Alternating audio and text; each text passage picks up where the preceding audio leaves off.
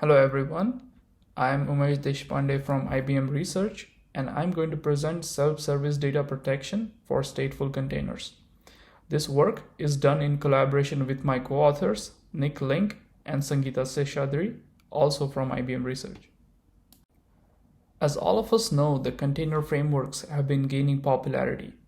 And as organizations are adopting container frameworks, they must also focus on preserving their data and maintaining business continuity. So if you look at the popularity of Docker images by applications, the databases like Postgres or MongoDB are among the most downloaded Docker images. Now these applications expect data protection in a similar manner as other services like fault tolerance or load balancing. So here on the right hand side, you can see an example where user specifies the desired number of replica for their application. And the framework ensures that those many replicas are always running.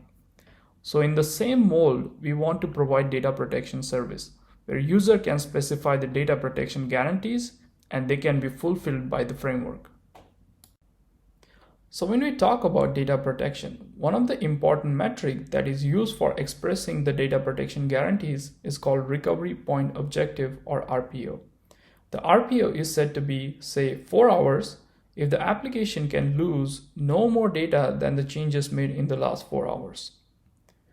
Now, some of the challenges in providing these RPO guarantees is that the user that express these guarantees may not know if the infrastructure underneath, that is storage or network, is capable of fulfilling such guarantees. Also, on a shared infrastructure, the application competes with backup for resources. So if we throttle the backups to reduce their impact on the application, we prolong the backups and therefore risk RPO violation. So the challenge that we are trying to address in this paper is that how can we provide data protection to a large number of stateful applications, that is their volumes, with different RPOs while facing some of the disruptions like outages or resource fluctuations. Before going further, let me give some background about the backup process and the assumptions that we are making. So on the right hand side, you can see a stateful application using a volume. Now after the snapshot is performed, all the IOs from that application are redirected towards a new volume, and the older volume is declared as read-only. That volume serves as a snapshot. That snapshot is offloaded to the backup repository and stored there for later retrieval. This snapshot is also called as incremental snapshot because it only captures the changes since the previous snapshot. Also, it is a crash consistent snapshot because it does not require any involvement from application or file system to synchronize its state. Therefore, it can be created very quickly. Let's look at some of the existing work in the area. There are various solutions in the market like Valero, Kasten.io, or IBM Spectrum Protect Plus that provide data protection to containers. However, oftentimes the RPOs are configured in form of a snapshot frequency.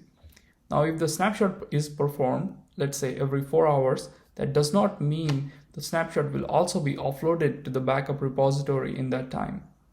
Therefore, in case of a failure, the application risks losing more than 4 hours worth of data. There is already an extensive research on RPO improvements on traditional platforms, either by reducing the overheads of backups or selectively prioritizing some type of applications or other type of applications.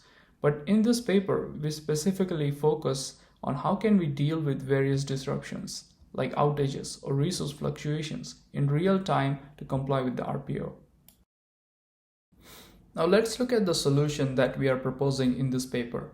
We have implemented the backup system on the Kubernetes platform. So on the right hand side, you can see a backup request in YAML format. So user can specify the backup request name, which is same as the volume name, its RPO, and the retention period, that is how long the backup will be preserved in the backup repository. So once the request is created, the user can observe its status using familiar kubectl interface. Also, the system offers resiliency against various failures by treating each operation as a transaction. So if a component fails, it is rescheduled and restarted, and the request is retried. Then finally, we rely on adaptive scheduling algorithm to comply with RPO. So that I'm going to talk about next. The insight behind adaptive scheduling is that if we reduce the interval between the snapshots, actually we get more time for copying out the data without violating RPO. So let's look at the example here. So in the diagram, you can see backups with 4-hour RPO. So in the first example, the snapshot S1 captures changes every 2 hours. So we get 2 hours of copy time. But in the second example, the snapshot X1 and X2 capture only 1 hour worth of changes. So we get an additional hour for data copying. Now, how we use this insight is that when scheduler notices the backups are falling behind because of outages or resource contention, then we increase the snapshot frequency. And when the normal condition is restored, then we again reduce the snapshot frequency to whatever the minimum necessary. The trade-off that we are making here is that if we increase the snapshot frequency, we may recapture and retransfer some of the updates, and that can increase the data transfer. But with incremental snapshots, the benefit from this additional time at a critical period outweighs the drawback of temporary increase in data. This slide shows the overall process of adaptive backup scheduling.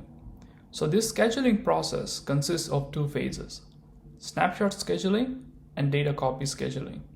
So in snapshot scheduling, we determine if a given volume needs to be snapshotted immediately. And in data copy scheduling, we compare and pick certain snapshots for copying.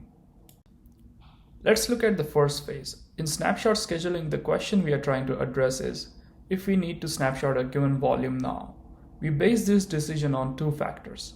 The first factor, per volume slack, which indicates how much flexibility we have when considering the amount of data, the predicted bandwidth, and the RPO of a given volume. The second factor is cluster slack, which tells us how well the backups across the clusters are meeting their deadlines. A combination of these factors gives us a good sense of how quickly a snapshot must be performed for this volume. In the second phase, we pick certain snapshots based on how much parallelism we have available for data copying and the slacks of those volumes calculated in the first phase. In combination, these two scheduling strategies allow us to adapt quickly to any disruptions and honor volumes RPOs. Here I will show the evaluation of our scheduling strategy. We implemented the backup system on the Kubernetes platform, but we wanted to see how it would perform with a large number of requests with different RPOs. For that reason, we implemented a simulator where we could try out different bandwidth models and rate of change models. So from our observation of different workload traces, we constructed 3 rate of change models to represent uniform, bursty, and variable workloads. And also we constructed 3 bandwidth models to represent various resource outages and fluctuation scenarios in a cluster. With this simulation, we are going to compare 5 different scheduling strategies. 2 of them are fixed scheduling strategies, where snapshots are performed periodically, just with different aggressiveness, and 3 variations of adaptive scheduling strategies. 2 of them will only consider volume level information in order to schedule snapshots and backups, and 1 of them also considers cluster level information. The 2 metrics that we are going to focus on are what percentage of time was spent in RPO violation, and also how many snapshots were performed. Now let's look at the results of the evaluation. So in these graphs, you can see different bandwidth models on the x-axis and the percentage of time spent in RPO violation on the y-axis. Now we can make a couple of observations here. First, irrespective of the scheduling strategy, either fixed or adaptive, frequent snapshotting is helpful in reducing RPO violations. This is because the snapshots are smaller, so there is always enough time left for offloading them to the backup repository. But also, where the adaptive approach outperforms the fixed scheduling is the timeliness of the snapshots. The adaptive approach is able to assess the situation and time the snapshots correctly so as to reduce the RPO violations. In this graph, we can look at the number of snapshots. We can get some sense by comparing adaptive strategy with fixed proactive strategy. Even though they perform similar number of snapshots in most cases, adaptive strategy is consistently able to reduce RPO violations.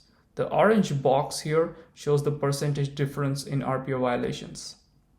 So to summarize, in this paper, we present a backup system that provides self-service data protection to stateful containers, where user need not dictate how often or when their volumes are snapshotted. It also follows transactional semantics.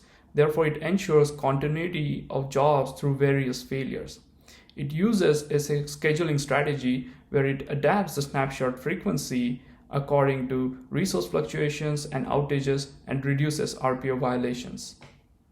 In the future, we also want to look at the application consistent snapshots, where application synchronizes its state before a snapshot is performed. Therefore, scheduler needs to account for this additional overhead. Also, we plan to explore the applications consisting of multiple volumes that may need to be snapshotted and backed up together. So that concludes my presentation. Thanks for listening, and I'll be happy to answer if you have any questions.